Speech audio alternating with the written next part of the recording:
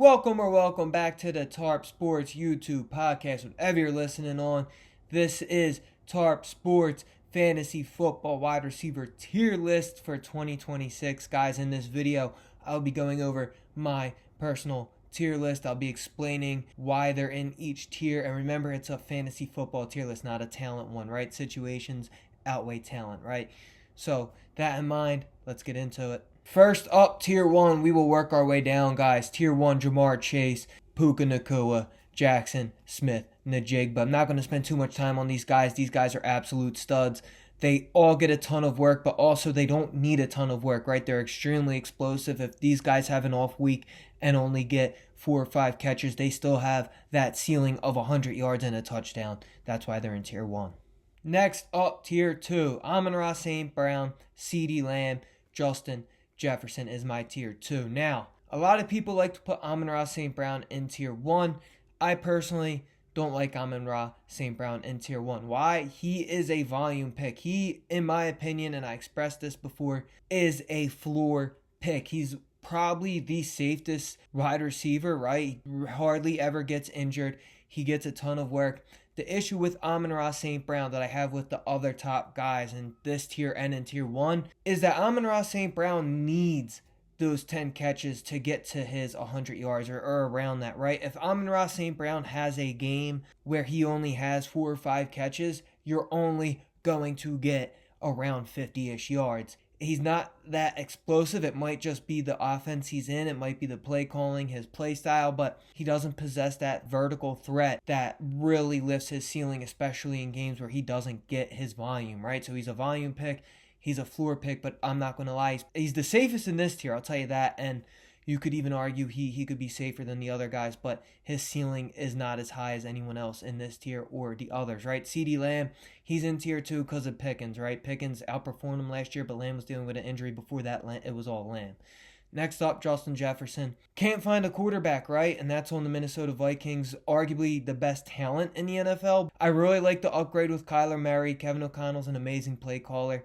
I think if Kyler Murray can reach the level that he has shown he can reach in his career, I think Justin Jefferson could finish wide receiver number 1. Next up, Tier 3, A.J. Brown, Drake London, Nico Collins, Rashee Rice. All right, starting with A.J. Brown. A.J. Brown, he's getting a little older. I am honestly scared of injuries with him. He hasn't been the most healthy receiver, but he's on a New England team that's going to throw a lot more than the Eagles did. I love Jalen Hurts, right? I'm a Jalen Hurts supporter. Not really the one to bash him, but if we're being completely honest, Drake May is an upgrade as a passer from Jalen Hurts. So he's getting an upgrade. I think Devontae Smith was better than any other receiver New England has other than A.J. Brown. So I think he's going to get a lot more targets. So I think A.J. Brown is in line for a lot of work. The injuries scare me with him. Next up, Drake London. All the talent in the world, a big receiver, good for the end zone. His thing is Atlanta is not a pass-heavy team. If Atlanta was a team that I think would throw 40-plus times a game, like some of these other teams that I've already talked about, he could honestly be in Tier 2. But because of his situation, he is in Tier 3. Next up, Nico Collins. Same thing. We know Houston has one of the best defenses in the NFL. We know DeMeco Ryans wants to play smash-mouth football, run the ball, control the clock, but Nico Collins has the vertical threat. If CJ Stroud scares me, man, CJ Stroud has shown he can be a good quarterback, but there's some games where he's just not, let's be honest, and Nico Collins honestly takes a big hit when CJ Stroud plays poorly, but Nico Collins' ceiling is dependent on CJ Stroud. That's honestly a lot of the receivers, but I do think Nico Collins does have Tier 2 ceiling.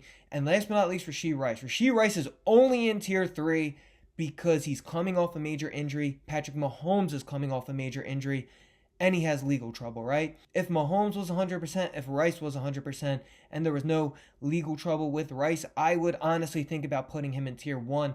That's how good he is. But because of his outside of football situation and the injury with Mahomes, he's in Tier 3. Next up, Tier 4, guys. This is where the tiers start getting a little bit bigger. We got George Pickens, T. Higgins, Chris Olave, Devontae Smith, Ladd McConkey, Zay Flowers, Malik Neighbors, right? Let's go down the line. George Pickens, all the talent in the world, right? I was the high guy on him last year going into Dallas. I love this town in Pittsburgh. Pittsburgh just doesn't throw a lot. Now he's on Dallas. His ceiling is limited because of Lamb, and I do still think Lamb is the number one guy, but Pickens is the downfield threat, and they will take downfield shots every single game. He's a guy that could only get 4 catches in a game for you, but he could get 120 yards. He's that type of receiver. Next up, T. Higgins. When healthy, right? That's the big thing with T. Higgins. But when healthy, he is an absolute stud. He is right on the border of being a low-end wide receiver 1. He usually, when fully healthy, is around receiver anywhere from like 12 to 15. Absolute stud. Next up, Chris Olave. Really came alive when Shook took over at quarterback in New Orleans. Love the play caller there. He's the clear number 1. I think the Saints teams, at least on the offensive side of the football, is going to be better than people expect. Next up, Devontae Smith, the number 1 in Philly. I've been a Smith believer. I've been saying Devontae Smith is one of the best number 2s in the NFL. Now he's number 1, and I truly believe that he is a great receiver. He's just on a Philadelphia team that's run first. Next up, Ladd McConkey. Love Ladd McConkey. I'm the high guy on Ladd McConkey, and in all honesty, this year I'm the high guy on all the Chargers. But Ladd McConkey dealt with a lot of injuries last year. I expect this year to be better than his rookie year with McDaniels. We've seen what McDaniels did with Waddle and Hill and that Miami Dolphins offense. The Chargers offense, I think, is more talented with a way better quarterback in Herbert. Love Ladd McConkey. Next up, Zay Flowers.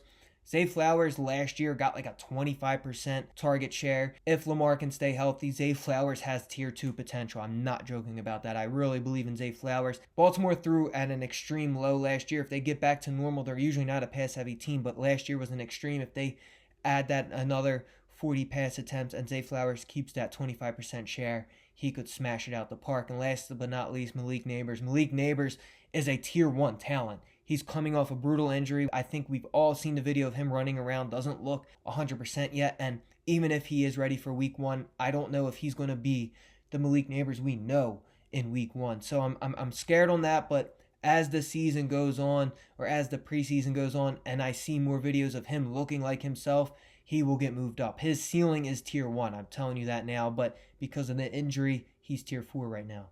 Next up, we got tier 5, guys. We got Tet, Terry McLaurin, Emeka Ibuka, Devontae Adams, Rome Odunze, Christian Watson, right? Let's start with Tet. Tet, amazing talent. I expect him to take a leap in his second year, as most elite players do like him. The issue is he's on a Carolina Panthers team that, 1, I don't think that they're going to score a lot, and 2, they're a run-first team, right? And I don't trust Bryce Young. Tet, all the talent in the world. His talent is probably tier 2 or 3. I think if everything goes right, his ceiling's high, but I just don't trust Carolina's offense. Next up, Terry McLaurin, tier 5. Remember what Terry McLaurin did when Jaden Daniels was a rookie 2 years ago? If Jaden Daniels is fully healthy, he can easily smash tier 5. And I think in comparison to everyone else, I'm higher than everyone else. But I will say this, as I'm recording this, they don't have another wide receiver number 2, right? That I know they drafted someone and you got a bunch of other guys, but they don't have a true number 2. If they sign a Stephon Diggs, if they sign a Keenan Allen, McLaurin will probably go down for me. So keep that in mind. Ibuka, amazing first year. Could have been a little better. Started battling injuries. Baker Mayfield was a complete mess last year. If Baker Mayfield comes into this season fully healthy and Emeka Ibuka is fully healthy, I expect him to take a huge leap. He has like tier 3 ceiling in my opinion. Next up, Devontae Adams. We all know what Devontae Adams is. Certified Hall of Famer. Absolute stud on a great offense. The age scares me. And not only does the age scare me for him, the age scares me for Stafford. All it takes is a little decline in this, a little decline in that from both of them, and he could be an absolute bust. So Devontae Adams, all the talent in the world. His ceiling, we already seen his ceiling. It's like tier 2, tier 3. But last year was weird, right? They'd be on the 1 yard line and they throw an over-the-shoulder fade to Adams. I don't expect that, but we didn't expect it last year either, so keep that in mind. Next up, Rome Odunze. This is the first Bears receiver. A lot of people like Burden over him, but Odunze's heading into his 3rd year. He's a great talent. He really excelled last year with Ben Johnson, and then he got hurt. I think a lot of people forget he was playing hurt a lot. I think Odunze comes into this season fully healthy, and how he started the year and stays healthy, I think his ceiling is tier 3. Next up, Christian Watson. Green Bay doesn't throw as much, but they got rid of a lot of guys, right? Green Bay has gotten rid of Romeo Doubs. They've gotten rid of, I'm blanking on the name, but they traded a receiver to the Eagles. They're really limiting this Green Bay receiving core. It's really now just him and Golden and Tucker, right? And I think that opportunity is going to be huge for Watson. We've seen Watson have an amazing season his rookie year. He's explosive. He has great hands. I think Christian Watson's ceiling is honestly like a tier 3. Next up, tier 6. We got Garrett Wilson, Luther Burden III, Mike Evans, DJ Moore, Jalen Waddle. Starting with Garrett Wilson. Garrett Wilson, talent-wise, is like a tier 2, tier 3, right? I think on any other team, I'm having him higher. I think the Jets could possibly be the worst offense in the NFL like they have been in the past X amount of years. Don't love Geno Smith. He's older now. I don't like the play calling in the New York Jets coaching staff. Not a huge fan of his situation. The talent is here, and his situation is like here, right? So you even it out, tier 6 for me. Next up, Luther Burden III. Luther Burden III in a Ben Johnson offense. No more DJ Moore. It looks like he could possibly be the next Amon-Ra St. Brown type of player for Ben Johnson, right? Odunze's really the vertical threat. I need to see it before anything, though. He had some explosive weeks as a rookie, and they're limiting their receiving core, but you got Odunze, you got Loveland, who everyone loves, Burden. It's going to be hard to feed all these guys, right? But Luther Burden's ceiling, he's an amazing talent. His ceiling is very high. I think he has like tier 3 ceiling. Next up, Mike Evans. Mike Evans isn't slowing down, right? It seems like he's battling injuries every year, but he stays on the field. He's very durable.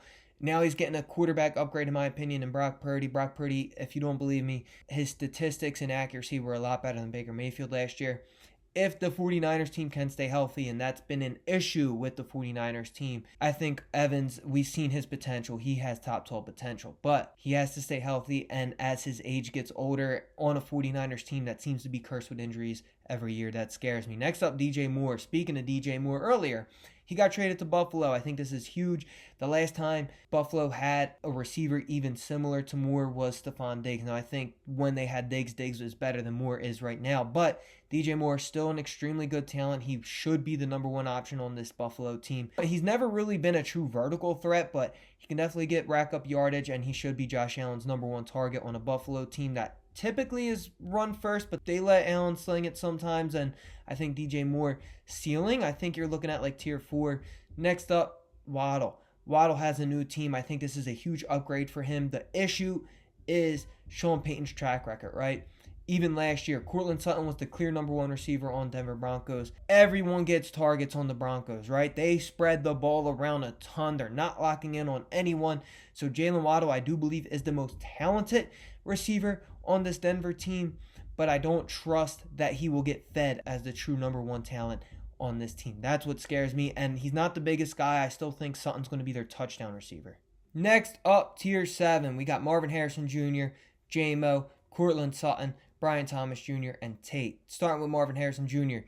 Coming into the NFL, he had extremely high expectations, almost unfair expectations, right? Everyone's kind of falling off of him, but heading into his third year, the third year for wide receivers is typically when they break out. Obviously, there's outliers like Jamar Chase, Justin Jefferson that are amazing, elite off the bat. Some guys, it takes a little bit to build up, right? Look at Cooper Kupp's third year. The third year is the key year, and I think Marvin Harrison Jr. can get to a tier 4 level type of receiver for fantasy football, and I think his third year could easily be his best year yet. Next up, J-Mo. So the Lions hired Petzing. Petzing isn't really a vertical guy, and J-Mo is the vertical guy on this offense. I think Petzing's offense relies more of dink and dunks, middle of the field type of stuff. He's going to be run heavy. I think the Detroit Lions are going to be a lot more run heavy, and I think Sam Laporta is going to get a huge boost where J-Mo gets affected tremendously in a bad way. So that being said, J-Mo, tier 7. Next up, Courtland Sutton. Already spoke on Denver's offense, right? I do think Waddle is going to hurt him a ton. I think Waddle is probably more talented. Sutton is still the big guy on this receiving core. He's going to probably lead the team in receiving touchdowns. But as a whole, Denver just spreads the ball out too much to really pinpoint, and I think it just caps everyone's ceiling. But tier 7, I still don't think he's a bad option. Next up, Brian Thomas Jr. Amazing rookie year, huge downfall year 2, but he was injured last year a ton. It was a new system for him. I think in his second year in Liam Cohen's offense and his third year in the NFL is when wide receivers typically break out. Another year with Trevor Lawrence building that chemistry. I really think this year Brian Thomas Jr. could get back to his rookie season, and that would give him like a tier 2, tier 3 ceiling. Last but not least, Tate. Tate, the best receiver in the draft class by far, got drafted to the Titans. That's not the best situation, right? We still don't fully know what Cam Ward is. It's a whole new coaching staff. Tate, amazing talent. That's why he's in tier 7, but his situation, it's terrible. I'm just going to call it how it is. So his ceiling, I think could be tier like 4, but his floor could be like tier almost 9. So I put him at 7 to split it because there's a lot of unknowns. Next up, tier 9, we got Josh Downs, Parker Washington, DK Metcalf, Wan'Dale Robinson, Quentin Johnston, Chris Godwin, Deebo Samuel. All right, it's a lot of names. Let's get into it. First up, Josh Downs. No more Michael Pittman. That is about 110 targets to go around, another like 6-ish touchdowns to go around on this offense. Alec Pierce is the vertical guy. We all know that. But last year, Josh Downs had more targets and had more catches than Pierce. And I think Pittman leaving is going to help Downs more than it helps Pierce. And also might help Warren a lot. But there's a lot of mouths to feed. That's why it's tier 8. But I do think Josh Downs has pretty big upside. I would say he has like tier 5 upside. Next up, Parker Washington. Amazing end to the year last year. There's just a lot of mouths to feed in Jacksonville. I think fully healthy Brian Thomas Jr. is still more talented. There's still Jacoby Myers, Brenton Strange. They're going to run the ball a lot. It's a lot of mouths to feed in Jacksonville. That's why he's tier 8. Next up, DK Metcalf. DK Metcalf, we know what he is. An extreme talent, but we know what the culture is in Pittsburgh. They're not a pass-heavy team at all. Aaron Rodgers, he's like reaching 40 years old now. Don't really love the situation. Metcalf has a talent way higher than tier 8, but his situation, and they added Michael Pittman, tier 8 for me. Next up, Wan'Dale Robinson Jr. He followed his old coach in Dable. Tennessee, I don't think he's going to be the number one guy. I think that's Tate. They're not going to be a pass-heavy team. We know what he is. He's more of a dink and dunk guy. He's the type of guy to get like 8 catches for 50 yards, right? So he's not going to win you a week, but his floor is definitely higher than almost anyone else in this tier list, I believe. Next up, Quentin Johnston. I really think that he has a chance to be extremely good, especially now there's no Keenan Allen as of right now. If they sign another receiver, I don't think they will, but if they do, his tier will drop another one. But he's kind of boomer bust, right? Even in real life, right? There's some games where he's dropping everything. There's some games where he's making one-handed catches, getting 100 yards. So, me personally, I want a piece of this Chargers offense anywhere I can get it. And if I miss out on Hampton, if I miss out on Ladd, then the next best option for me is Johnston. Next up, Chris Godwin. Chris Godwin coming off a pretty big injury, getting older. I want to see how it goes. He has the potential to be the number 2 receiver in Tampa Bay, but if his injury keeps lingering, I think McMillan hurt his neck, missed almost all of last year, didn't play a ton, but he was really good his rookie year, and I think he could overshadow Godwin coming off an injury. But if Godwin looks normal, I think his ceiling's huge, right? We've seen a ceiling before. It's like tier 4. Next up, Deebo Samuel. Deebo Samuel has been looking older these last few years. He is back on San Francisco. Ricky Pearsall out for the season, another knee injury. Sad news, but they signed Deebo. He knows the system. If he is used as a rusher, how they have used him in the past, that's also huge. So Deebo Samuel, tier 8, but his ceiling's probably like tier 5 if he's used correctly in San Fran. Next up, tier 9, Michael Wilson. Had an amazing season last year, but Marvin Harrison Jr. was hurt. You still got Trey McBride. They have 3 running backs that I think are all going to get work. It's an ugly situation. Next up, Alec Pierce. Alex Pierce got the huge extension, but he's a vertical threat. I know the Colts offense and Daniel Jones have looked amazing last year, but they're a run-first team. I don't trust Daniel Jones to do what he did last year. I'm sorry, I don't. I got to see it to believe it. And if I'm wrong, Alec Pierce's ceiling is like tier 4, right? He has all the talent in the world, but he's really a vertical threat. Now, the upside to that is he doesn't need a ton of catches to get you 100 yards and a touchdown. He can do that on like 4 or 5 catches. So I do like that about him. Next up, Jacoby Myers. Jacoby Myers, we just know what he is, right? I'd rather have the other Jacksonville running backs. I'd rather have the upside of Brian Thomas Jr. I'd rather have the upside of Parker Washington. I think Myers is the floor pick. He's probably the safest, but we just know what he is. Next up, Lemon, rookie receiver out of Philadelphia. He is the number 2 receiver, but he's been battling injury. If they say he's fully healthy by week 1, I think his ceiling could be extremely high. I think we could be looking at like a tier like 6 guy, but as of right now, with all the injury news, don't like it. Next up, Tyson, rookie receiver in New Orleans. I said earlier, I think the New Orleans offense is going to be better than a lot of people think, but I'm still weary on it, right? I think the guy that's going to benefit the most is Chris Olave. They're still going to use their tight ends like Kellen Moore usually does. So Tyson has a high ceiling based off his situation. I think he can go in there and be the number 2 target getter, but on a New Orleans team, I don't really trust a number 2 target getter every week. Next up, Croker. Amazing talent, right? When he came back and was feeling the offense and finally in his second, third game got a feel for NFL talent again. There was games he was outperforming Tet. Now, I do think Tet's obviously more talented, but Coker is an extremely good player. I think his ceiling is more of like tier 7, but as of right now, I got him tier 9. Next up, Jordan Addison. Jordan Addison is a guy who just seems to miss time, whether he's doing stupid stuff, getting suspended, or injuries. As a Minnesota Vikings fan, I think he has all the talent in the world, but I think Kyler Murray is a big upgraded quarterback, but I still need to see Kyler Murray be good, right? Because the last couple years of Kyler Murray hasn't been all that. But if everything goes right for Minnesota in this offense, they're a pass-first offense. I think he has potential to get 1,000 receiving yards. I think his ceiling would probably be like tier 6, in my opinion. I think out of all these guys, he probably has the highest ceiling, if I'm being completely honest. Next up, Michael Pittman, traded to Pittsburgh. His situation, in my opinion, got worse. I already spoke on Pittsburgh's culture and all that, and I do think that they're just not a vertical team. They're a ding-and-dunk team that got the weapons this year, but Rodgers is getting older.